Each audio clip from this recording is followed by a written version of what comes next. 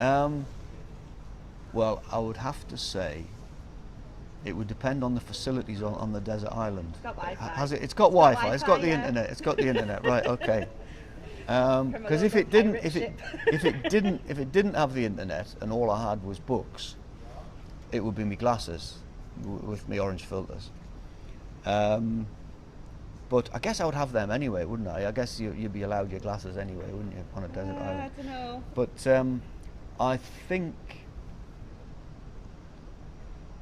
it's got to be it's got to be either got to be a dictation device like my phone and watch, and or audio. I guess my app for playing audiobooks.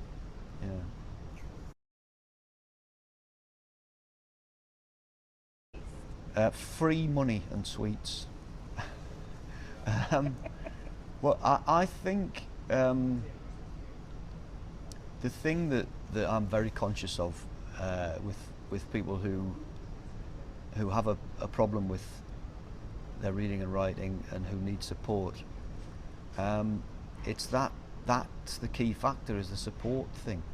And I know from my experience as a kid that the people who gave me confidence in life were there was a guy who used to run classes down at the People's Theatre where I used to go on Saturday mornings when I was a kid, and he was a great inspiration to me, And Dave, who ran the youth club that I used to go to, he too was hugely influential in my life, and it was all about the fact that they had trust in me and they didn't doubt me, and I think those are the qualities that need to be offered to anybody who's going to the charity, because it is a hugely difficult thing for a lot of people. A lot of people, especially adults, they find it really difficult to cope with the stigma, and often that stigma comes from within, but its origins go back to years earlier, at some point in their past. I was just speaking to somebody the other day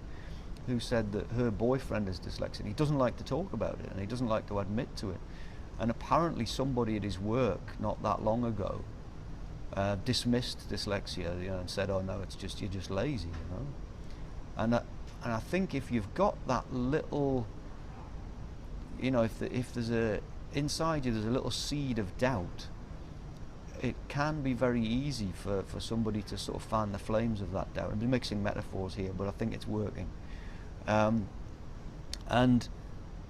I think that's what a network of friends and supporters can do for you, is iron that out. Make sure that you see that is the problem, not your condition or the fact that you need support in life. That isn't the problem. The problem is people who deny you that, and people who, and it's about ignorance, really. It's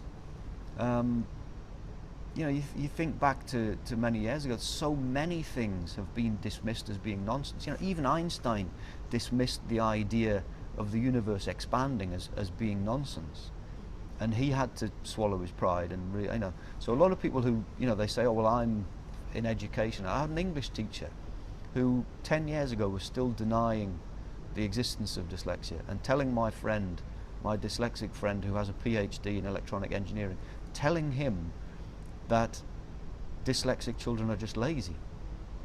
And time will change these things. Once things are better understood, everything will change. And now we can see that in the few years since I've even known about dyslexia, things have changed. People talk about it. Most people have at least a basic understanding of what it is.